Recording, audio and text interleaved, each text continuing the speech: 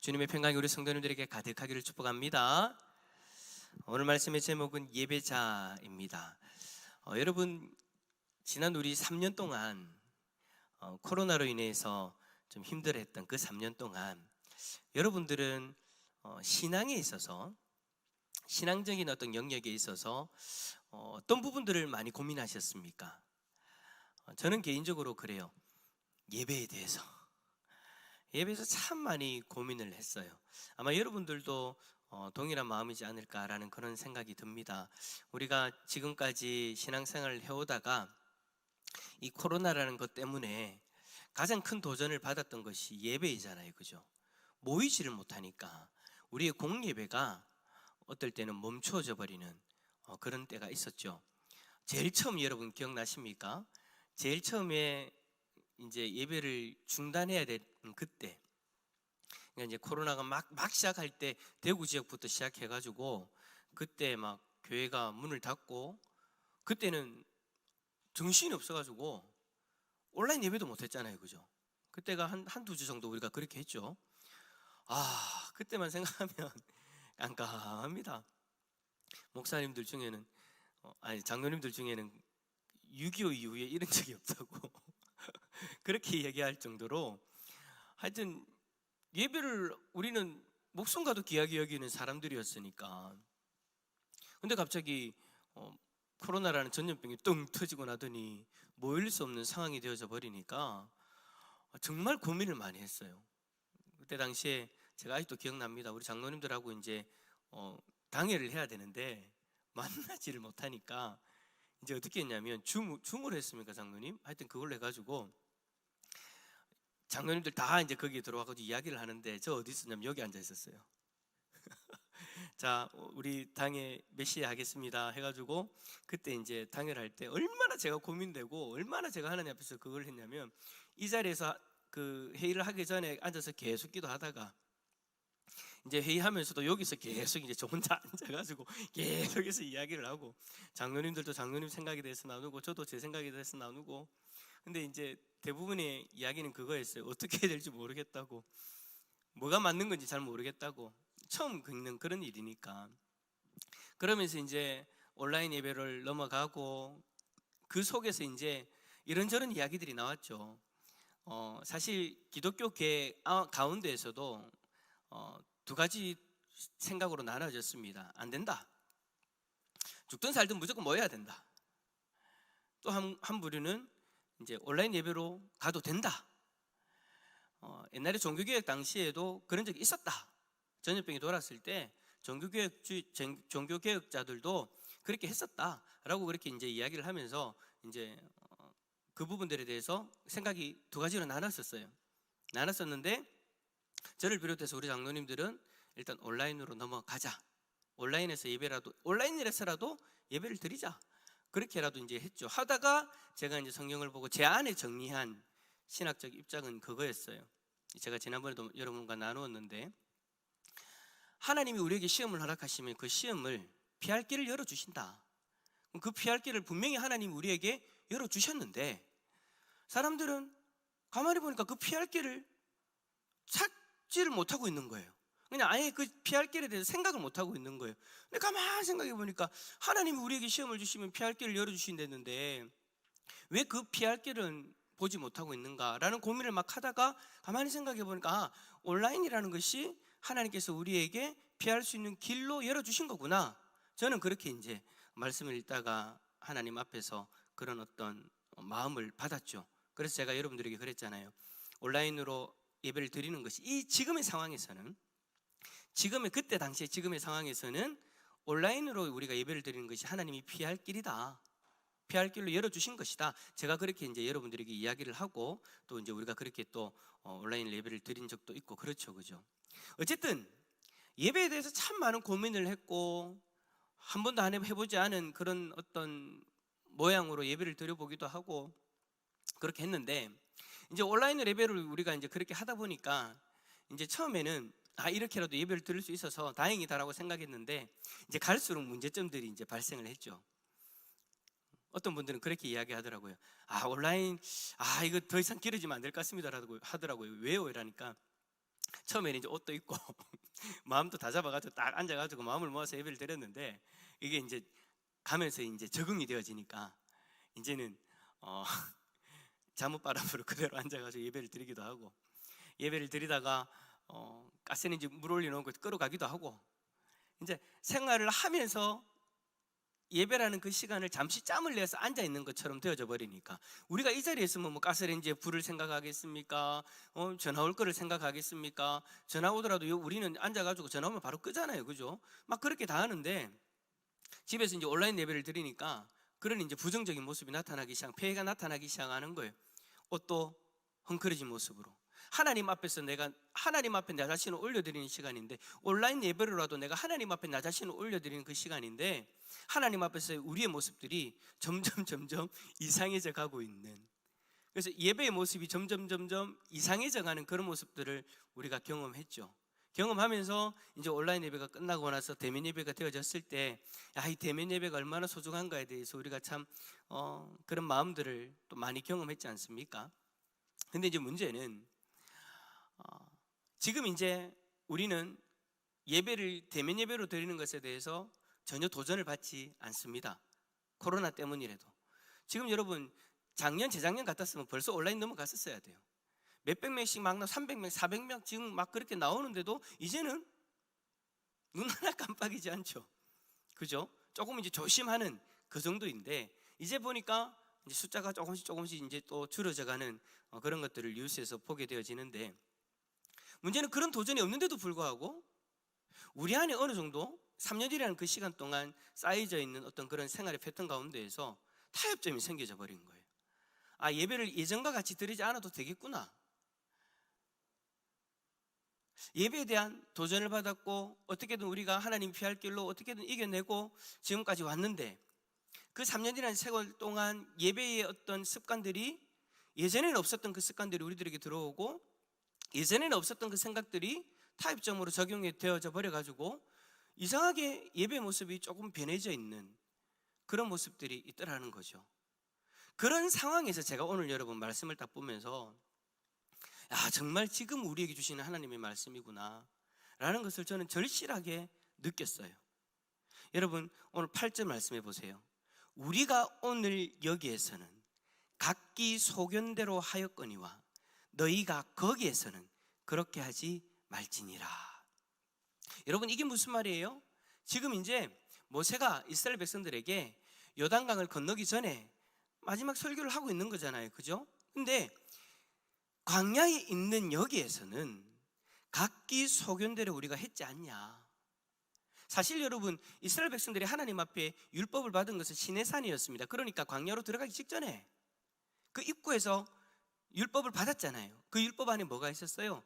제사 제도에 대해서 하나님이 원하시는 것들 다 이야기해 줬어요. 그럼에도 불구하고 그들이 광야 생활을 할 때 많은 타협점들을 가지고 있었던 거죠.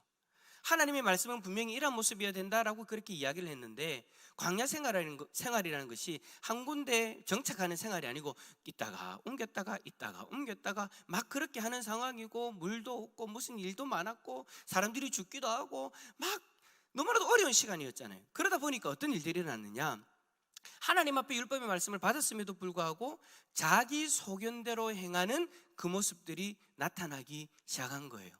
마치 여러분, 사사기의 말씀처럼 하나님을 모르는 자들이 자기의 소견에 따라 행했던 것처럼, 하나님을 알고 하나님의 율법을 가지고 있고 지금 하나님과 동행하고 있는데도 불구하고 그들은 그 힘든 상황 속에서 타협함으로 인해서 자기 소견에 옳은 대로, 자기 소견대로, 이 말을 다른 말로 이야기하면 자기 생각대로, 이렇게 예배 드려도 돼, 이렇게 제사 지내도 돼 라는 그런 생각들이 있었다라는 거죠. 그럼 모세가 여러분 40년 동안이나 광야 생활 같이 하면서 몰랐겠어요? 다 알았던 거죠. 다 그걸 눈으로 보고 직접 그들과 함께 체험하면서 그들 지금까지 지나왔기 때문에 이제는 뭐라고 이야기하느냐, 여기에서는 각기 소견대로 하였거니와 너희가 거기에서는, 거기가 어디예요? 가나안 땅이잖아요.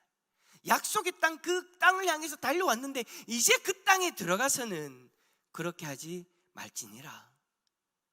그런데 모세가 중요한 이야기를 해요.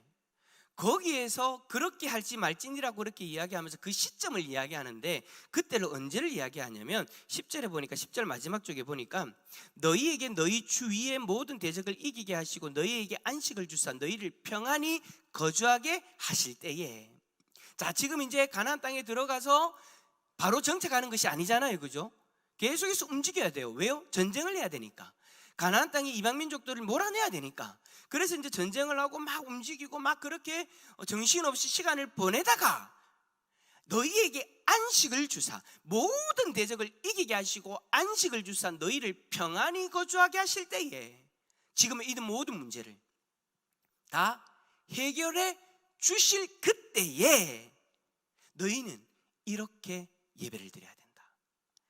그 전까지 가지고 있었던 자기 생각대로의 그 예배의 모습, 이렇게 드리는 것이 예배의 옳은 모습이야, 이런 상황이니까 이렇게 드려야 돼 라고 생각했던 그 모든 것들 이제는 다 내려놓고 하나님이 주시는 그 평강 가운데에서 하나님 앞에 이렇게 예배를 드려라.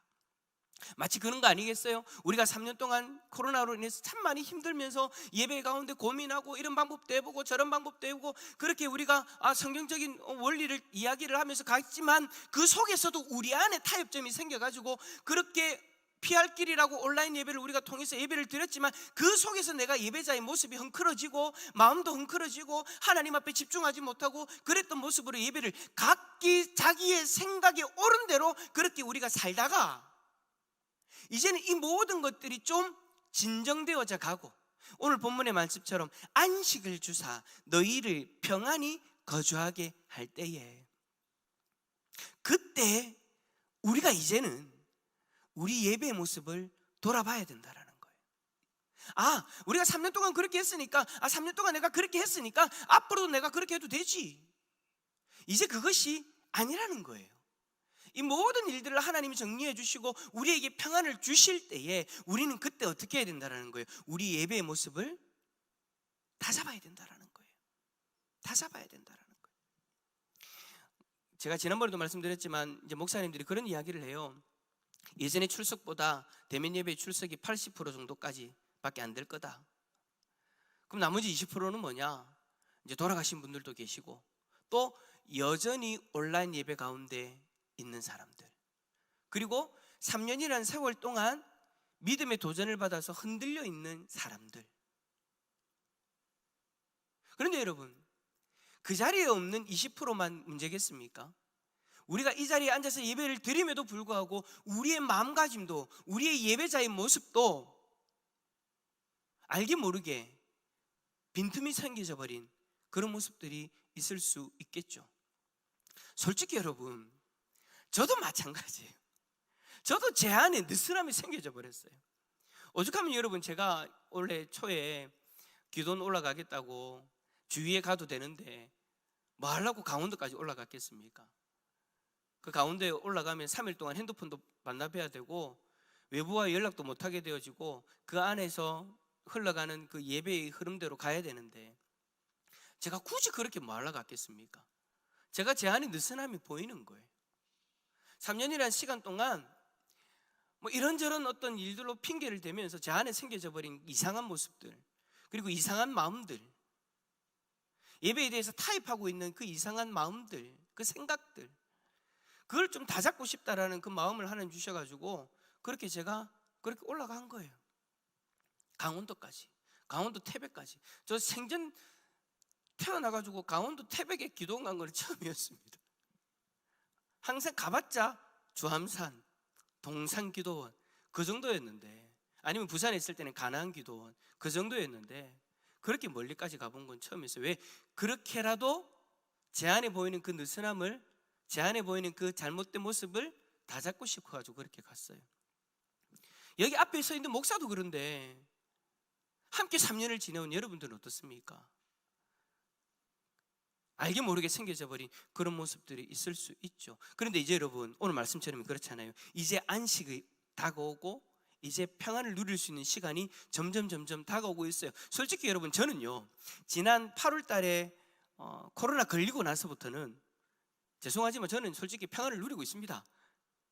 이미 여러분, 우리가 2차 맞았어 3차 맞았어? 나 이게 자꾸 헷갈려. 3차? 3차까지 예방접종하고 거기다가 코로나를 걸렸으니 이제 그 의사들이나 그 전문가들 이야기로는 무적이다라는 거예요. 이제 이게 이제 두 가지 어떤 그 방어 영역이 있는데, 한 가지는 이 예방접종으로 해결하고 한 가지는 걸려야 이걸 완벽하게 방어할 수 있는데, 이제 3차까지 맞고 코로나까지 걸렸으니 제 마음에 솔직히 여러분 이제는 여러분 평안이 있습니다. 그래가지고 여러분 교회에 있으면 제가 좀 죄송하지만 마스크를 벗을 때가 좀 많이 있어요. 어디 가면 막 사람들 걸려가지고 막 하는데 아무 문제 없더라고요. 그러니까 저는 솔직히 그때 이후로 제 안에 평안을 누리고 있습니다. 여러분들도 이제 시간이 좀 더 지나면 이제 이 평안을 우리 모두가 함께 누릴 수 있는 그 시간이 다가올 거예요. 그럴 때 우리가 3년 동안 그렇게 했으니 또 앞으로도 그렇게 살면 되지가 아니라, 그런 모습으로 그런 마음가짐으로 가면 되지가 아니라, 오늘 이 말씀 앞에 우리가 좀 반응했으면 좋겠어요. 여기에서는 각기 소견대로 하였거니와 너희가 거기에서는 그렇게 하지 말지니라. 지금까지는 자기 생각대로 그렇게 했지만 이제 앞으로는 그렇게 하지 말지니라. 오늘 이 말씀이 우리에게 큰 도전으로 다가올 수 있기를 축복합니다. 자, 그렇다면 오늘 본문에 예배에 대해서 한 3가지 정도를 이야기할 수 있을 것 같아요. 첫 번째는 뭐냐? 장소에 대한 부분이에요. 예배의 장소를 내 소견에 옳은 대로 정하여서는 안 된다라는 거예요. 11절에 보세요. 너희는 너희의 하나님 여호와께서 자기 이름을 두시려고 택하실 그곳으로, 하나님이 정하시는 장소가 있다라는 거예요. 14절에 보니까 오직 너희의 한 지파 중에 여호와께서 택하실 그곳에서 번제를 드리고 라고 했죠. 여기서 여러분 한 지파라는 것은 유다 지파를 이야기하는 거고, 여호와께서 택하실 그곳, 그 장소는 예루살렘을 이야기하는 거예요. 그러니까 지금 이스라엘 백성들이 가나안 땅에 들어가서 이방 민족들을 다 몰아내고 안식을 누리고 평안을 누릴 수 있는 그때가 언제냐?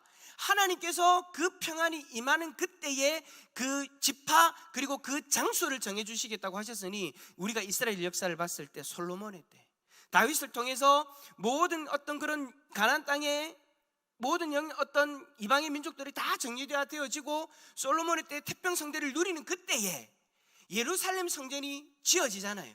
그래서 하나님이 얘기하시는 그때를 이야기하는 거예요. 그리고 그 장소를 이야기하는 거예요. 이제는 평안이 누리게 되어지면 하나님이 원하시는 그 장소에서 예배를 드려야 된다, 제사를 지내야 된다라고 그렇게 이야기를 하죠.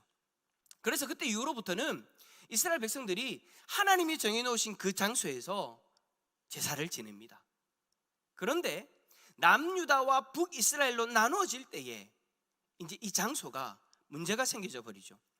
사마리아 여인이 예수님을 만났을 때 이렇게 물어봅니다. 우리 조상들은 이 산에서 예배하였는데 당신들의 말은 예배할 곳이 예루살렘에 있다 하더이다. 그러니까 지금 북이스라엘에 있는 사마리아 여인이 지금 남유다 지역에 있는 예루살렘에 있는 그 유대인들이 하는 말을 들어보니, 우리가 지금 생각하는 이곳이 아니라 예루살렘에서만 예배를 드려야 된다고 이야기를 하는데 이게 맞냐라고 그렇게 이야기를 하는 거죠. 여러분, 이렇게 말하는 배경이 뭐냐면, 남유다와 북이스라엘이 나누어질 때 북이스라엘의 지도자였던 여로보암이 북이스라엘 백성들이 남유다 예루살렘으로 내려가서 예배를 드리면 자기의 백성들이 그쪽으로 옮겨질 경우가 생겨져 버리는 거예요. 그것을 막기 위해서 어떻게 하느냐? 단과 베델에 각각 제단을 세워버려요.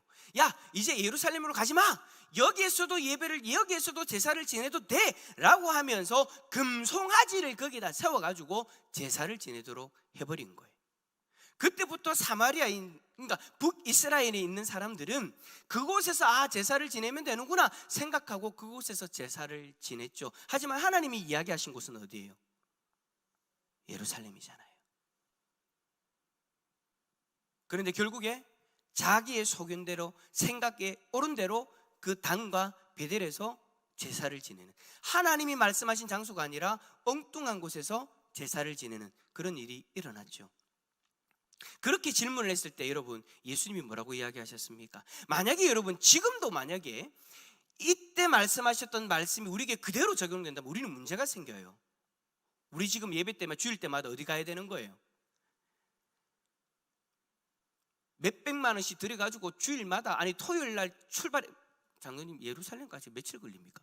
나 한 번도 안 가봐서 모르겠는데 예루살렘까지 비행기 타고 넘어가가지고 거기서 예배 드리고 넘어와야 되는 거예요. 만약에 그 장소에서만 예배를 드려야 된다면. 그런데 이제 예수님이 이 땅에 오시고 나서는 그 법이 바뀌었죠. 예수님이 뭐라고 이야기하셨어요? 이 산에서도 말고 예루살렘에서도 말고 너희가 아버지께 예배할 때가 이르게 된다. 그 장소만이 아니라 그 장소 외에 다른 곳에서도 예배할 수 있는 날이 이르게 되어진다라고 그렇게 말씀을 하셨죠. 그 일이 가능하게 되어진 이유가 뭡니까? 성령 하나님이 우리에게 임재하셔서 이제는 하나님이 우리와 함께 하시니까. 여러분, 예루살렘 성전이라는 것의 그 의미는 뭐냐면 하나님이 그곳에 계신다라는 거예요. 그래서 그곳에 가서 하나님 앞에서 예배를 드려야 된다라는 거예요. 근데 이제는 바뀐 거예요. 우리 안에 누가 계시는 거예요? 하나님이 계시는 거예요. 예수 그리스도를 믿는 이들에게는 성령 하나님이 임재하셔서 성령 하나님이 함께 하시는 성전이 되어져 버렸으니, 우리 자체가 성전이 되어져 버렸으니, 하나님이 임재하시는 성전이 되어져 버렸으니 우리는 어느 한 곳에 있든지 간에 함께 모여 예배를 드릴 수 있게 되어진 거예요. 예루살렘이 아니라 대한민국 경산에서, 그것도 정평동에서, 우리 정평동 맞죠? 주소를 맨날 대학로 16대 45만 이오다 보니까 동을 잊어버리고, 정평동에서 이곳에서 예배를 드려도 예루살렘이 아니더라도 우리의 예배를 하나님이 받으신다는 거예요. 왜요? 우리 안에 누가 계시니까? 성령 하나님이 계시니까. 그래서 이걸 더 확대 해석해서 우리는 우리의 삶으로 하나님 앞에 예배를 드릴 수 있는 거죠. 어느 한 자리에 있든지 간에, 어떤 시간이든지 간에 내가 하나님 앞에서 내 삶을 올려드리면 그것이 곧 나의 삶이 예배가 되어지는 거예요. 그런데 이제는 두세 사람이 모인 곳에 또 주님이 함께 하신다라고 약속하셨으니까 우리가 공동체를 이루고 공동체의 그 예배를 또 소중하게 여기면서 우리 가운데 함께 하시는 하나님을 함께 바라보면서 공예배의 그 귀한 은혜를 누리며 우리는 그렇게 살아가는 거죠. 또 여러분, 그 장소 외에 다른 곳에서도 예배를 드릴 수 있다라고 그렇게 이야기하신 것이 뭐냐? 복음이 땅끝까지 흘러갈 것이기 때문입니다. 복음이 땅끝까지 흘러가면 그곳에서도 하나님을 예배드릴 수 있어야 되는 거잖아요.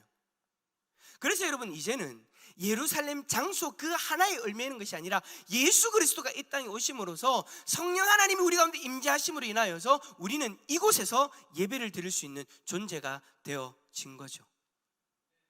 그런데도 불구하고 성경을 통해서 분명히 하나님이 우리에게 말씀하신 대로 신령과 진정으로 하나님의 영으로 그리고 진리의 말씀으로 하나님 앞에 예배를 드려야 되고, 그 예배를 통해서 우리가 하나님 앞에 나 자신을 올려야 드려야 된다는 것을 우리가 알고 있음에도 불구하고 3년이란 그 시간 동안 예배에 대한 우리의 생각들이 문제가 생겨져 버리고 그 문제가 된 그 생각을 쫓기 시작한다면 안 된다라는 거예요. 이제 여러분, 우리는 우리 스스로의 예배를 돌아볼 수 있어야 됩니다. 나의 예배가 과연 옳은 예배로서 하나님 앞에 올려드려지고 있는가? 내가 예배를 드리는 이 장소가 맞는가? 자기의 생각대로 예배를 드린다는 것은 여러분 어떤 의미가 있는 걸까요? 자기 보기에 좋은 대로 행한다라는 거예요. 타협한다라는 거예요. 이제 여러분, 타협하는 그 지점은 지났어요. 3년이라는 시간 동안 묵인해주던 그 타협점은 지났단 말이에요. 이제는 그 타협점을 지나서 이제 우리가 하나님 앞에 하나님이 원하시는 예배를 온전히 드리기 위해서 우리 자신을 돌아봐야 되는데, 여전히 상황 가운데 타협하면서 이렇게 해도 될 거야, 이렇게 하니까 좋던데, 하나님이 원하시는 예배가 아니라 내가 원하는 내 생각대로의 예배가 여전히 지속된다면 그것은 여러분 문제가 되어져 버리는 거예요. 이제 지나갔어요. 이제 우리는 앞으로 내 생각대로 하는 그 예배를 내려놔야 되는 거예요. 이 자리에 앉아서 우리가 하나님을 예배할 때도 마찬가지, 내 생각대로 하나님, 내 중심대로 하나님을 바라보는 방법, 내 중심대로 하나님 앞에 예배드리는 그 생각 내려놔야 되는 거예요. 우리는 철저하게 진리이신 하나님의 말씀을 통해 배운 그 예배의 모습으로 하나님을 예배해야 될 줄 믿습니다. 그리고 두 번째로, 예물을 하나님이 원하시는 대로 드려야 돼요. 자, 우리 11절 말씀 한 번 더 읽어볼까요? 11절입니다. 시작. 너희는 너희의 하나님 여호와께서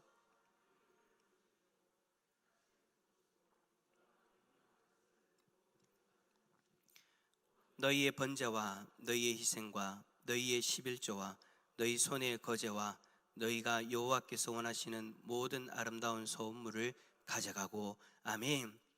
자, 예물을 지금까지 광야에서는 타협하면서 이래저래 아이고 지금 광야에서 우리가 지금 이동한다고 제대로 된 예물도 없고 막 그렇게 타협하면서 오케이 그렇게 지내왔어요. 자기 생각대로 그렇게 했단 말이에요. 그러나 이제부터는 아니란 말이에요.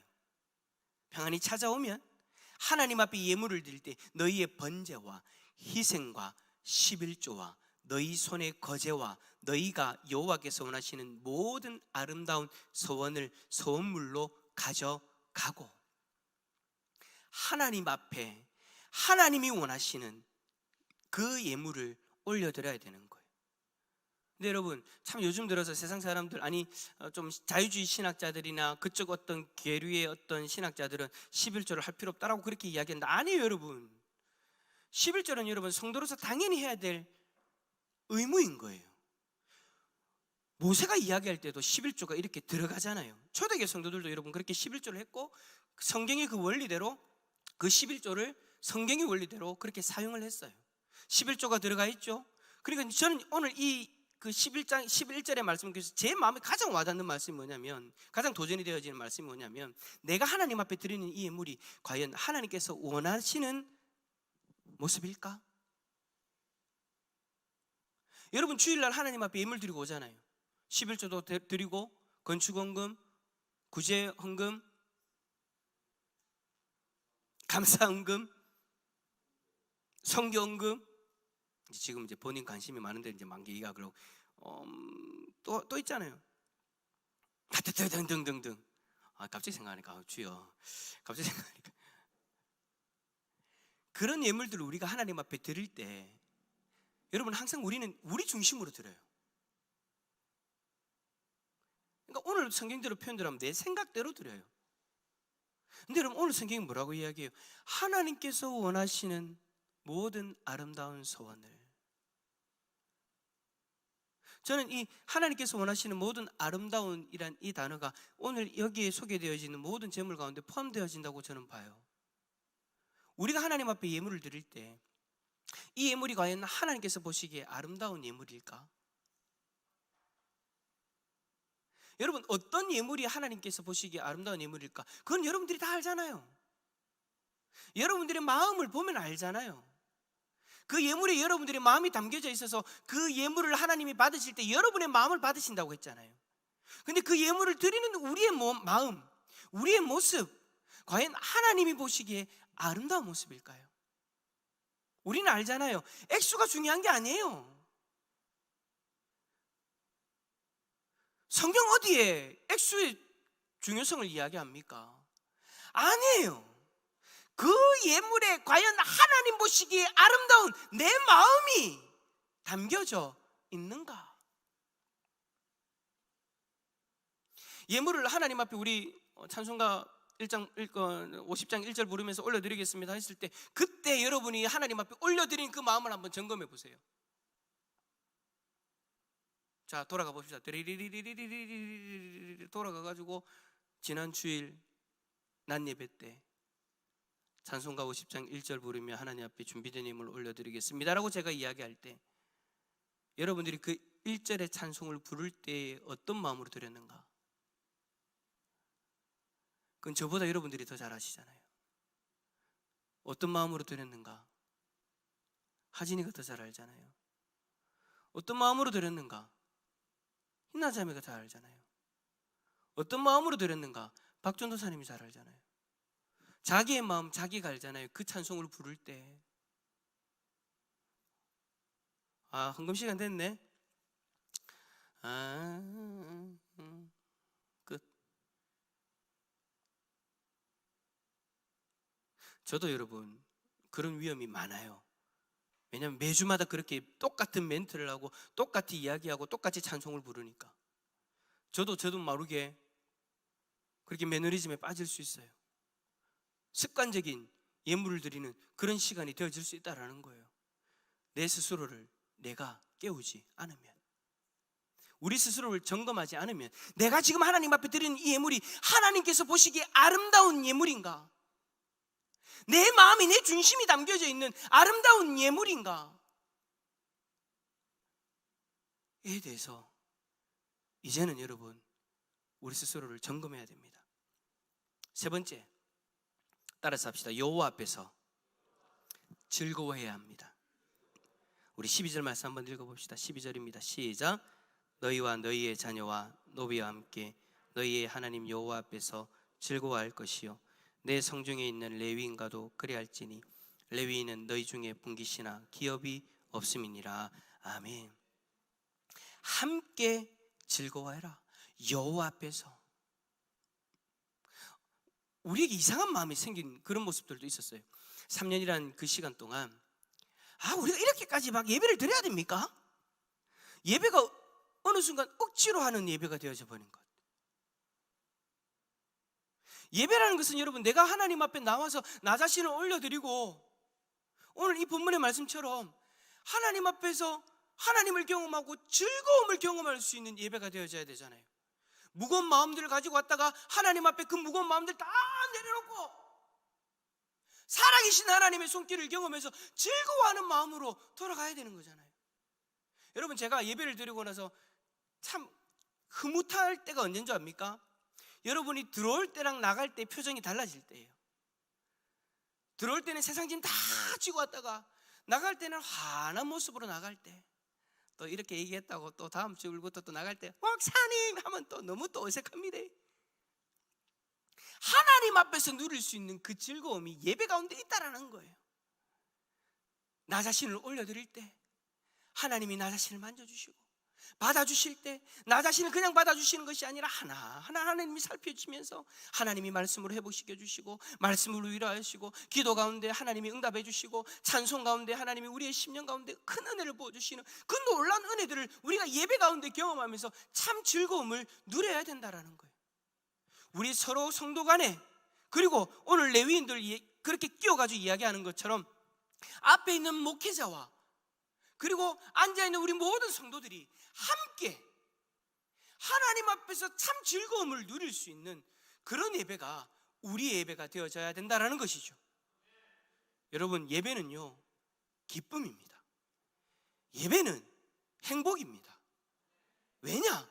우리가 세상 가운데서 기쁨과 행복을 찾아 그렇게 쇠가 빠지게 헤맸는데 찾지 못하고 하나님 앞에서 겨우 찾기 때문인 거예요. 하나님 앞에서야 비로소 찾을 수 있는 것이 우리의 복이기 때문인 거예요. 우리의 즐거움이기 때문인 거예요. 우리 대산의 공동체의 예배가 이 즐거움이 넘칠 수 있는 복된 예배가 되어줄 수 있기를 축복합니다. 말씀을 정리합니다. 여기까지는 각기 소견대로 하였거니와 이제 앞으로는 그렇게 하지 마시기를 바랍니다. 우리 예배 모습 가운데 3년 동안 흘러와 있는, 스며들어와 있는 그 틈, 그 허점들 이제 내려놓읍시다. 이제 정리합시다. 이제 하나님 주시는 평강이 분명히 임합니다. 각자의 심령 가운데 평강을 이미 누리고 있는 사람들도 있을 거예요.